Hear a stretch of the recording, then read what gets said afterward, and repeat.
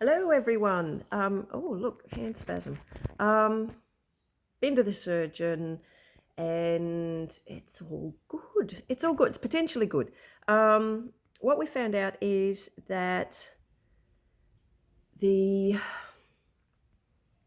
original cancer I had was very small. It was laying in a larger bed of precancer cells, and those precancer cells, they lie very close to one of the margins, the edge of one of the section that they took out. So I'm back in for surgery tomorrow afternoon for them to take a little bit more out, as I said.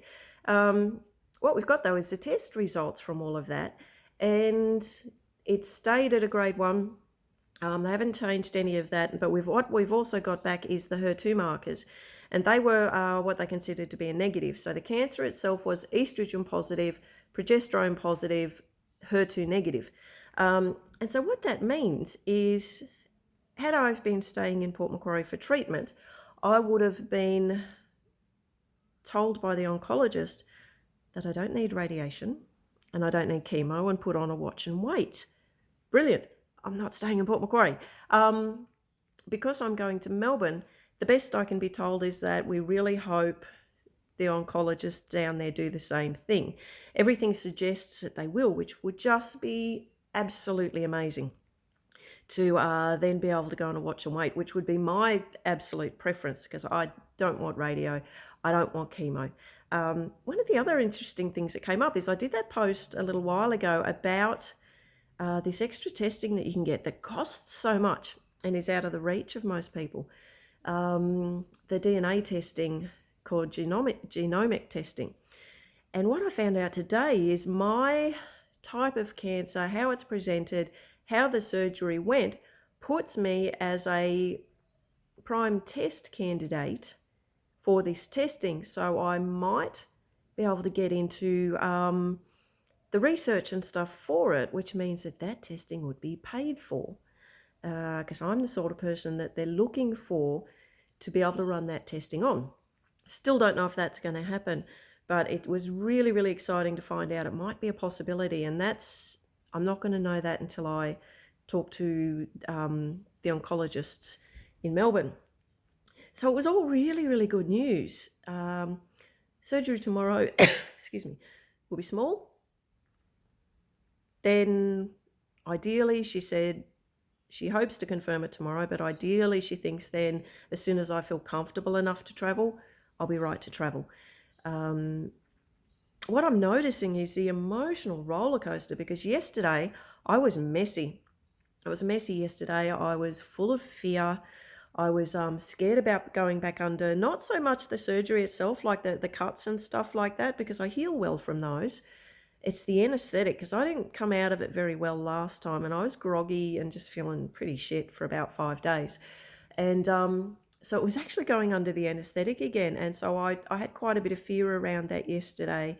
I was just in complete overwhelm about the whole process, about there's so much unknown. And to put that on top of moving towns, business, having to move businesses, having to do all this sort of stuff. Yesterday it was too much. It was absolutely too much. I was talking to my partner about how he could help because he's still in Melbourne. And, it just a little bit into the conversation, I just lost it because I couldn't even respond. I was that overloaded. And yet today to get this, because yesterday the information that I'd received was that I will definitely need radiation. I was looking at around a year of chemo if that HER2 marker came back in one direction. Mild chemo, but still a year of chemo.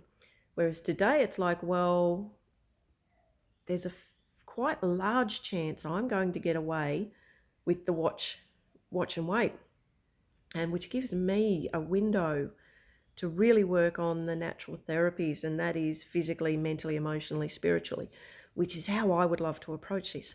So yeah, it's a very changing thing, working through this with the breast cancer.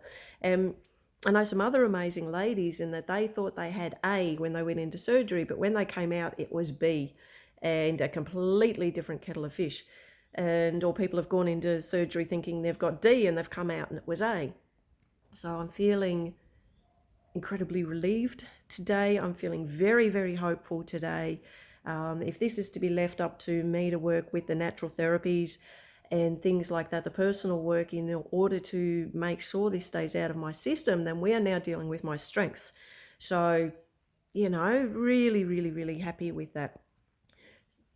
We'll just have to wait and see what they say in a couple of weeks. So it's waiting again, but surgery tomorrow, small, in and out, then just a bit more recovery time, a bit more telly, a bit more time on that monster of a telly at my friend's place. And yeah, we'll take it from there. We'll talk soon.